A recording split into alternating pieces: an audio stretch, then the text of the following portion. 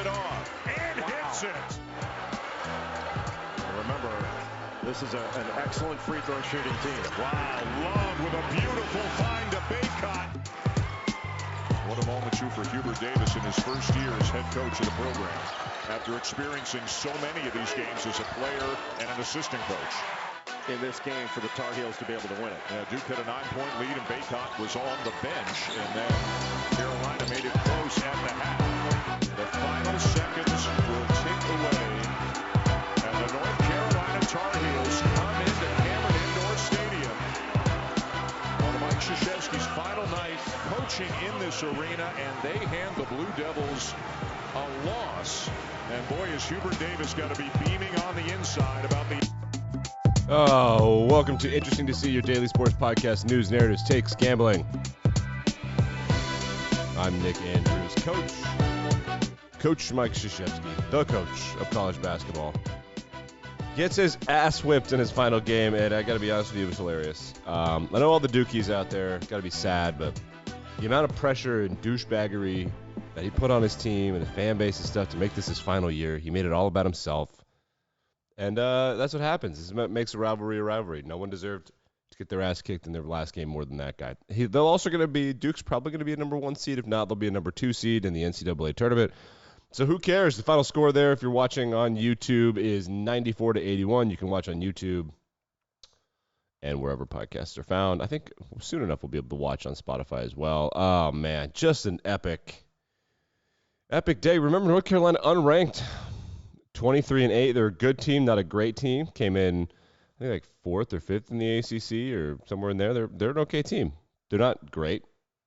Duke was having a championship-esque kind of year, possibly. And, yeah, hilarious. And then so after all of this, then there was a post-game ceremony that was supposed to be like 10 to 15 minutes long, honoring Coach K for how great he is, in which they played a video that he narrated. He also told everyone who was there to be quiet. Listen to him scold his fans. Here we go. No, please, everyone be quiet. He did that. That happened in his ceremony. People were booing and stuff. It was great. I loved it. Every now and then, it's so great to root for the villain. And Duke, North Carolina is always great at Duke. It just looks better. The North Carolina Stadium is garbage. I'm not a big fan of how it looks on TV. What an amazing day in sports for Carolina to beat Duke like that. Just, I can't reiterate enough to you how awesome it is every now and then for there to be some poetic justice. Tournament seeds will be announced this time next week. Big-time conference tournaments are coming up. The Mountain West might get 4 or 5 teams in, which would be crazy for them. Let's look at women's college basketball. The women's SEC tournament happened this weekend, one of the biggest upsets of the weekend. South Carolina, by far the number 1 team in the nation, playing Kentucky in the SEC championship. Dre Edwards, top of the key with the 3! 4 seconds left there. She hits that 3. South Carolina is an absolute powerhouse of college basketball. They have become what Kentucky used to be. South Carolina with a prayer. There it is. No good. Big win for the women's program in Kentucky, as you can see the tweet right there. First time they've won the title, the SEC title, in 40 years. Unbelievable. Good for them. College basketball is off to a bang.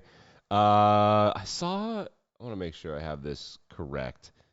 There was a college basketball game that went into 4 or 5 overtimes that Reddit was tweeting about. It was like McNeese State and someone else. I think the final score ended up being like 145 to 144 or somewhere in there.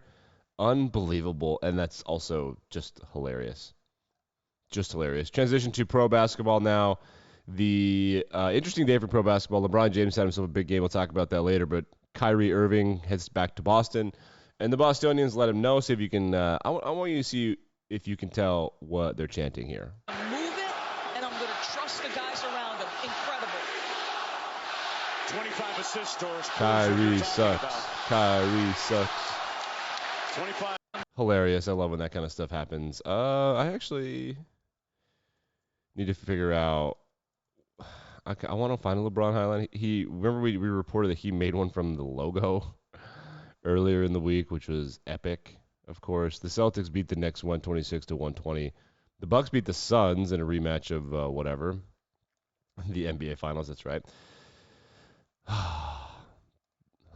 Just hysterical. LeBron James drops 56 points on the Warriors. Steph Curry had 30. LeBron James had 56 points in a win against the Warriors. Maybe they're not dead. I think they're dead. But maybe they're not dead, but they're probably dead. Let's find out. They're currently in the 8th seed. They are 4.5 games back of the 8th seed, and they are 7. Wait, no. Yeah, just 7 games back of the 7th seed. So they've got a lot of work to do.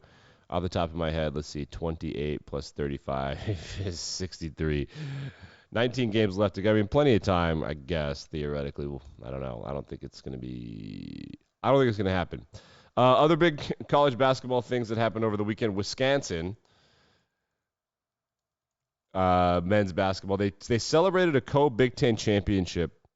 And then Nebraska, who had not won a game against a team from a power conference this year, 11-21, the worst team in the Big Ten. They beat Wisconsin at home.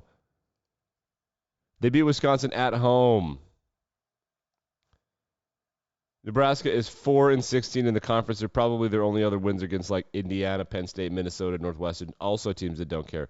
Michigan, God, yeah, they suck. I didn't even know they were that bad. Wow. Michigan was supposed to be like in the Final Four. A lot of projections had them like in the Final Four this year, and they might not even make the tournament. They shouldn't make the tournament. Unbelievable. Anyway, Wisconsin loses to Nebraska, that's why they play the game, Vern. That's why they play the game. The biggest story this over the weekend, of course, was this Duncan Keith thing. I don't know if you saw this. We can watch the video here if you're on YouTube. I'll break it down. So Duncan Keith, he's back home in Chicago, and there's this kid in a jersey, and the kid wants a puck, and then there's this woman that says, "I love you, Duncan Keith," and she's there, and she's really excited. Duncan Keith goes over to the kid and the woman, flips a puck over the glass. The woman catches it, and of course, because like adults aren't allowed to have emotions, you see right there, the woman catches it, and she wants the puck. Look how happy she is. Look at the look on her face. And the kid's like, "Hey, can I have it, please?" And the woman's like, "Fucking no, dude. I love this puck. I love him so much." He's like, I'm so happy about this. I'm such a big fan. And then Duncan Keith goes and gets another puck and gives it to the kid.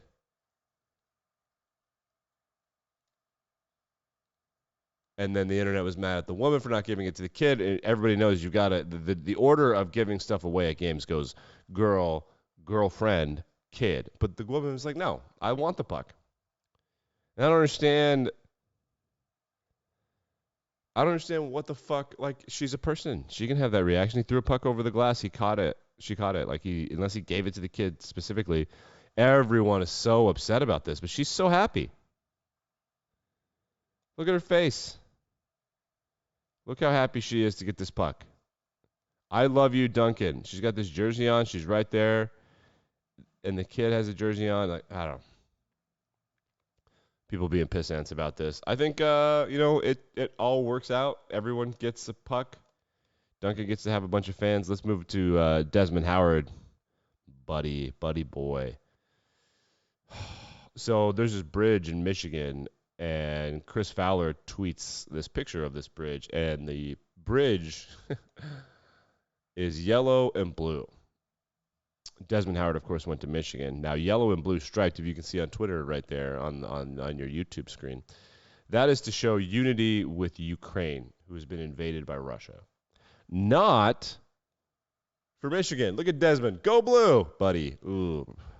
I mean, I know that you work in college football, but that tweet's been deleted because they didn't realize it, which you should delete. But, not everything is about sports. Perhaps paying attention to the world around you is a good idea. I want to show you this video. This is a punter at the NFL Combine running a 4.6. That's a punter. How did anyone score on Georgia? Jordan Davis had a 4.7 40. He was 340 pounds. He's a monster. Look at this, a punter running a 4.6. He'd be faster than NFL wide receivers. Look at that. That's crazy.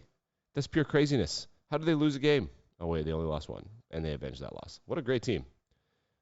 What a historically good team.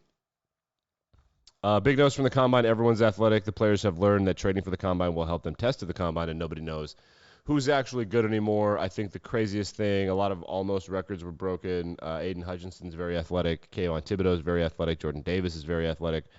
Nothing was really learned from the Combine. Nobody really dropped there were no jaws dropped. I don't think anything changed at all. To be honest with you, there's no real news. I think the most interesting thing that's happening in the NFL, all the NFL reporters are going to say that about 2 weeks ago we thought that Russell Wilson might be traded, Aaron Rodgers might be traded, Jimmy G might be traded, and now it's looking that like maybe not. Maybe Ryan Tannehill gets traded. There are rumors that Jared Goff might get traded, but it looks like all the fun quarterback stuff that was going to happen is no longer going to happen. It's also looking like Malik Willis will be in play at top 3 to 5 picks in the NFL draft when no one thought that was how that would go. Other than that, the combine was kind of boring, and it's getting more and more boring because it doesn't happen during the day. Like, I have a life to live, and I'm not going to watch it at night. However, I will watch it during the day. And I used to do that with pro baseball. I love day games, which no update on the lockout situation except the following thing. We know that expanded bases are now going to be a part of it. There will be a faster pitch clock that's going to be instituted. That appears to be on the table now as they try to figure out how to unlock this after the first opening weekend has officially been canceled. So I expect there to be news this week on that. Either they're going to lock out to like June, or they're just they're going to power this thing through. We got word that there were 4 owners that were opposing the players wanting expanding the luxury tax, essentially expanding the salary cap. I think it was like the Diamondbacks, the Padres, the Tigers, and the Orioles, something like that. They didn't want to have to spend more money on the players, which I totally understand. They're billionaires. Like, you don't get to be a billionaire if your daddy didn't develop ways not to spend money, especially if there's no salary cap. So that's where we're at with with Major League Baseball and the lockout situation. I want to get you out of here this morning on this. Charlotte FC, the MLS weekend kicked off. They broke the attendance record set by Atlanta. They were hosting the LA Galaxy, which is so mean of Major League Soccer. Not that anybody cares about Major League Soccer, but MLS made them play the Galaxy, who's probably the most well-run and only real famous organization in MLS. Huge crowd, an entirely full Bank of America Stadium. Look at this. Boom! What a snipe. What a snipe.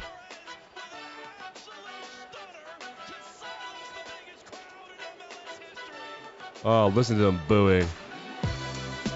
That was the final score, 1-0. LA beats Charlotte. Like, rate, review, subscribe. We'll be back and better than ever tomorrow morning.